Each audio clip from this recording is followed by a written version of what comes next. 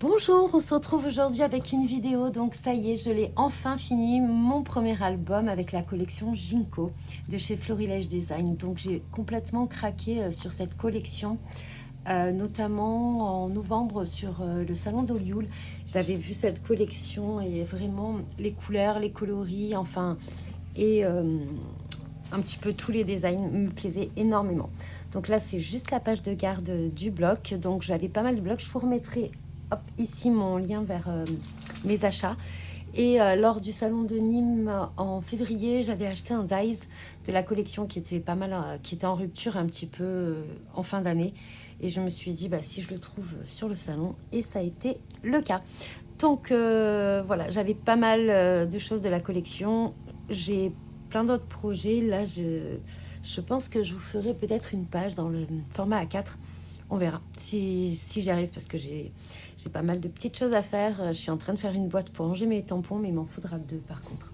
Voilà, bon, ça c'est les petits, comment dire, mes petits projets à venir. Donc on va mettre ça sur le côté. Donc il me reste quand même pas mal de choses. Je sais pas si je vais pas rajouter des petits trucs. Alors, donc je vous avais fait quelques pages de la présentation de mon album que j'avais débuté. Je ne savais pas encore quelle relure. J'optais principalement, parce que j'avais déjà fait mes pages, soit une relure anneau, soit une relure avec la cinch. Et j'ai opté pour une relure avec la cinch. Je ne savais pas trop comment faire la couverture et comment dire, et la fermeture. Donc voilà, ben, je vais vous présenter tout ça immédiatement. Donc voilà mon album. Je sais qu'il y en a beaucoup qui aiment bien. J'ai toujours cette vieille règle à côté. Donc ça fait à peu près 17,9. J'ai dû prendre sur 25,5 pour la page de couverture. Et j'avais acheté parce que je n'avais plus de rhodoïde qui allait bien avec la collection. Et cette fois, je ne l'ai pas collé à l'envers. C'est ce que j'avais fait lors d'un album. Donc j'ai fait une tranche assez épaisse et on voit en apparence la relure. Et j'avais dit que peut-être je rajouterais pas 2 pages, mais en fait je vous ai menti, j'ai rajouté plein de pages. Et encore, je me suis arrêtée au bout d'un moment. J'ai juste, donc pour la fermeture, mis un petit ruban comme ça, je sais pas, de mousseline, d'organza, je sais pas trop la matière. Et voilà, donc c'est quelque chose qui s'effiloche quand même. Je sais parce que je l'ai utilisé pas mal de fois, mais après ça, j'avais hésité à faire une petite couture, mais je ne sais pas trop coudre ce genre de tissu ou mettre un petit fermoir. Enfin bref, pour l'instant ça restera comme ça. Donc je vais voir un petit peu, je vais vous rapprocher au fur et à mesure. Donc j'ai fait une petite composition. Donc quand je suis allée au salon de Nîmes, chez Florilège, ils m'ont offert plusieurs étiquettes de la collection et dont 2 avec les fleurs comme ceci que j'ai détouré. Donc j'ai pu les détourer avec la Scan and Cut. Donc vous verrez tout au long de l'album, il y a des petites taches de Posca blanche, noire, des petites taches de peinture bleue et des petites gouttes de nouveau blanc ou transparent. Alors le transparent ne se voit pas, j'en mets principalement souvent sur les feuilles pour faire comme un petit peu la rosée. Voilà, là je pense que vous le voyez bien sur les feuillages. Ce mot-ci vient de chez Simply Graphic. J'adore ces découpes de bois gravées à l'intérieur. Je trouve ça super joli en fait. Et voilà.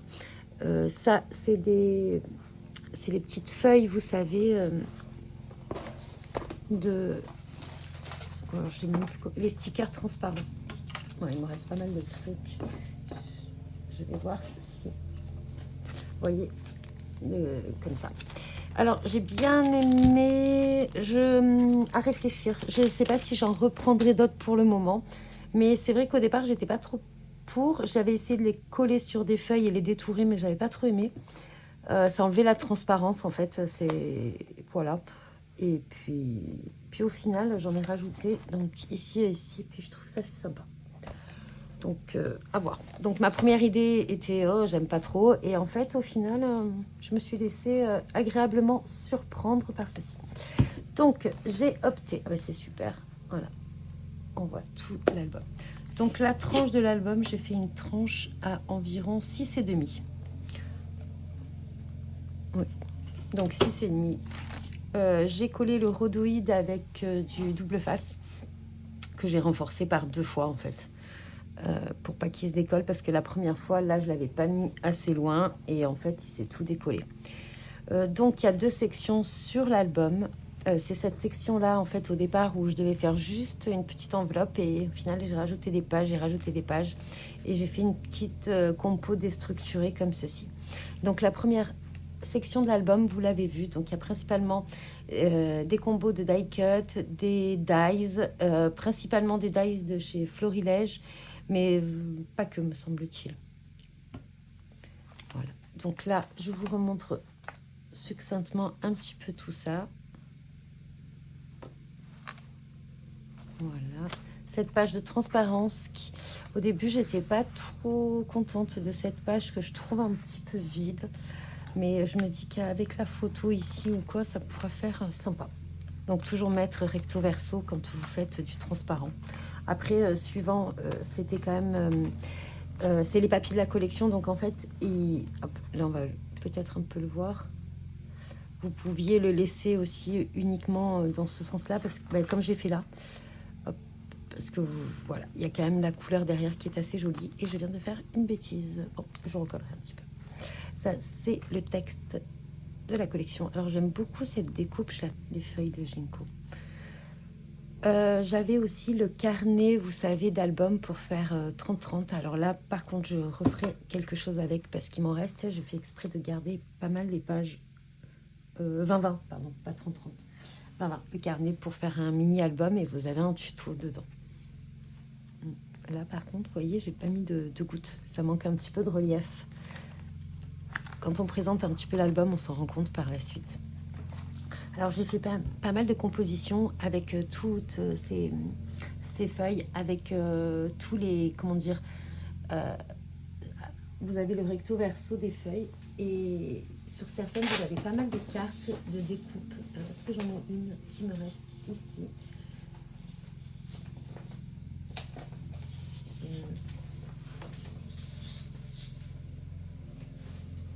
J'ai tout rangé pour pouvoir faire mon prochain projet. Vous voyez, tout ce genre de cartes. Alors, il y a plusieurs pages de recto ou de verso, hein, comme vous voulez. Dans la collection, en fait, vous avez un papier comme ça de la collection et derrière, vous avez des cartes de différentes tailles, ce qui est assez sympa. Et dans le kit, franchement, le kit suffit à lui-même. Vraiment... je pense qu'on peut faire de jolies choses avec juste le kit. Il y avait beaucoup de die cut à l'intérieur. J'ai trouvé ça vraiment très très intéressant. Je pense que je me laisserai retenter par ce genre de kit à l'avenir, s'ils en refont. Alors, il n'y a pas ce qu'il y a dans le kit, mais voyez ce genre, le kit album photo. Même si vous ne suivez pas forcément le tutoriel, mais je trouve que voilà, j'ai gardé parce que du coup, je m'en suis servi... Comme c'était vraiment dans les tons de la collection, pour tamponner, vous le voyez là, des petits textes et les détourer pour faire des petites étiquettes. Et je trouve que vraiment, il y avait ça, il y avait des tags, il y avait comme les die cuts, il y avait des die cuts imprimés. Donc franchement, je trouvais que c'était... Et il y avait aussi cela. Et il y en avait encore. Voyez. Et il y avait une page avec plein de petites étiquettes à découper. Donc je trouvais que vraiment, alors je sais plus, je crois que ça vaut une 30aine d'euros. Mais si vous comptez 5 euros par paquet de die cut, alors il y en a peut-être un petit peu moins que dans un lot de die cut. Mais franchement, je trouve que ça vous suffit, ça suffit largement. Je trouve ce produit très très intéressant par contre. Voilà, bon, donc on retourne un petit peu à tout ça. Et voilà. J'ai aussi des coupés, vous savez, à l'arrière, des fois des packaging. Comme ça, il y a des petites feuilles, il y a des petites choses. Donc des fois, quand ça m'intéressait, je les ai détourées. Hop, ici, vous voyez, ça c'était les die cuts qui étaient dans le kit d'album 2020. Ces petites étiquettes, je l'adore. Cette petite étiquette, je crois que ça devient une de mes étiquettes favorites. Là, je vous en avais déjà parlé de faire attention avec les distress en fonction de la couleur du papier. C'est pas du tout, ça n'a pas du tout rendu ce que je voulais. D'ailleurs, ça fait rose un petit peu, je trouve. Voilà, donc pareil, là, vous voyez, il y a des petits inserts un petit peu partout pour pouvoir mettre des photos. Ici, des petites inserts également. Voilà, donc là, c'est une compo que j'aime bien, que j'aime beaucoup faire. Mais par contre, faites attention aux aimants que vous utilisez. Voilà, parce que l'aimant n'est pas assez puissant. J'aurais pu rajouter quelque chose comme ça pour le fermer, en fait. Et donc, hop, ça, je crois que je vous l'avais déjà montré. Le pochoir aussi, ce pochoir est vraiment très, très beau. Je l'adore. Il est vraiment magnifique. Il est délicat, enfin, vraiment, tout ce que j'aime. Pour finir, on a cette page-là. J'avais pas envie de faire de gros pop-up. Peut-être que j'en ferai dans mon prochain album. Mais voilà, donc c'est mon pop-up facile. Je crois qu'il y est sur ma chaîne. Et la compo pour finir, ici, de mon album. Ici, donc, c'est un dice d'une collection précédente. Ces jolies fleurs, là, j'ai essayé de les mettre. Vous n'en voyez pas trop au début parce que je les avais pas. Et je suis vraiment très contente qu'il m'en ait offert. 2 planches, je m'en suis servie. Ici, hop, vous avez la page finale. Ici, j'ai rien mis pour pas que ça s'accroche quand on le glisse. Dans sa pochette. Donc, en fait, vous pouvez, voilà, feuilleter. Là, je pense que je vais découper une feuille comme ceci, mais juste givrée. C'est le prix plaque de chez Laura Pack. Il m'en reste encore pas mal. Et voilà, donc je pense que juste pour protéger, je le ferai. Alors, comme je ne peux plus pas l'ajouter, vous savez, je découperai ici. Pour faire comme comme un insert amovible. Voilà. Et donc là, il y a l'aimant qui permet, hop, voilà, de le mettre comme ceci. Donc, on passe à la deuxième section. Alors, donc là, j'ai voulu... en fait, il y avait des pages, des morceaux de pages qui me restaient et que j'aimais beaucoup. Il y avait des die cuts également que j'aimais beaucoup, notamment cet appareil photo qui, au départ, aurait dû être sur ma page de couverture, mais je n'arrivais pas à faire la compo avec. Donc, j'ai décidé de faire différemment. Pareil, toujours des petites gouttes de Nouveau, des petites gouttes de Posca et des gouttes de peinture aussi dans les tons un peu bleu de Prusse. J'ai utilisé ma palette Prima au départ, je voulais m'en séparer, mais au final, il y a des couleurs quand même dessus qui me plaisent beaucoup. Et j'ai utilisé celui-ci, qui je trouvais aller super bien avec les tons de la collection. Voilà, donc finalement, j'ai décidé de ne pas me séparer de mes palettes Prima, chose que je voulais faire au départ. Donc vous avez, alors là, c'est pas mal de compositions avec tous les die cuts, avec tous les, comment on appelle ça, les die cuts, toutes les petites étiquettes et tout ça. Donc j'ai fait pas mal de compos comme ça. Donc là, vous avez ces magnifiques fleurs et un petit tag qui se glisse ici. Là, il manque un titre, j'ai oublié de le coller. Il faut que je le retrouve, mais j'avais mis sur une étiquette. Et là, il me faut le titre. Ensuite, voilà. Et ici, pareil, vous pouvez... Est-ce qu'il me reste quelque chose sous la main? Bon, hop, voilà, il me reste ça. Donc ici, on peut glisser quelque chose.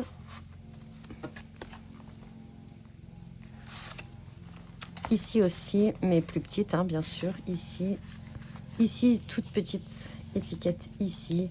Et ici, non, je crois que j'ai tout. Et ici aussi, on peut. Voilà, vous pouvez mettre des petites choses cachées derrière.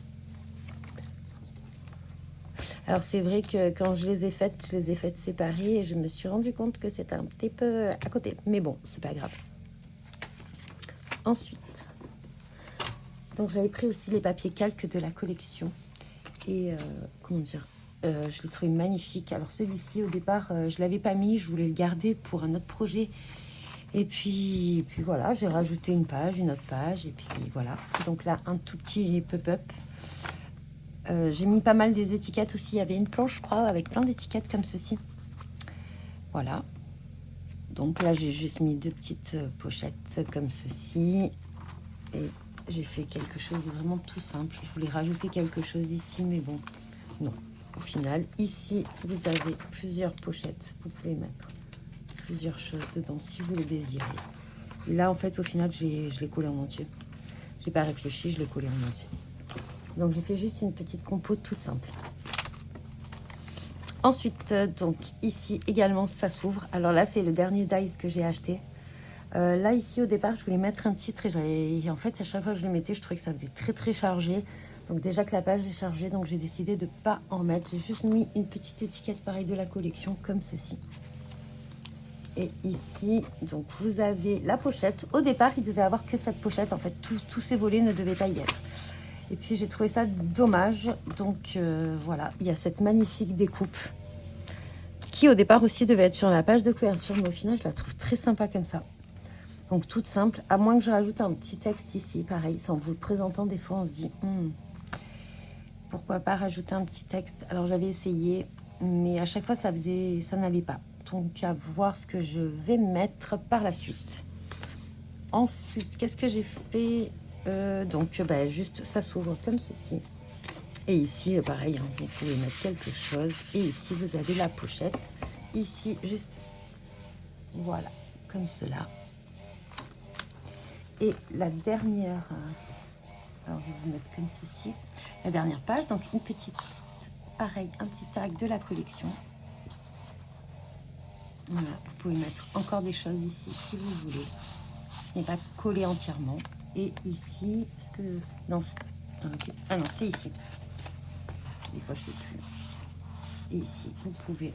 alors, ça se voit légèrement en transparence si vous mettez quelque chose. Mais j'ai beaucoup hésité parce que je voulais vraiment faire l'effet de transparence du calque, mais au final ça me gênait avec ce qu'il y avait, la compo qu'il y avait en dessous, ça n'allait pas, ou alors il aurait fallu que comment dire, que je fasse en sorte que la découpe soit en transparence, soit visible en transparence dans les petites fenêtres, mais bon j'y ai pensé trop tard.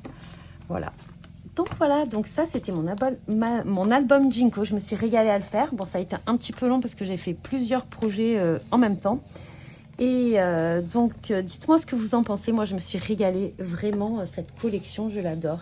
Elle se marie avec plein de choses. Vous pouvez faire un album aussi sur l'hiver dans les tons un petit peu début d'hiver ou fin d'hiver. Vous voyez là, à l'heure actuelle, quand il y a un peu de soleil, les fleurs commencent à sortir. Enfin, je trouve que ça va avec tout, même un album mariage.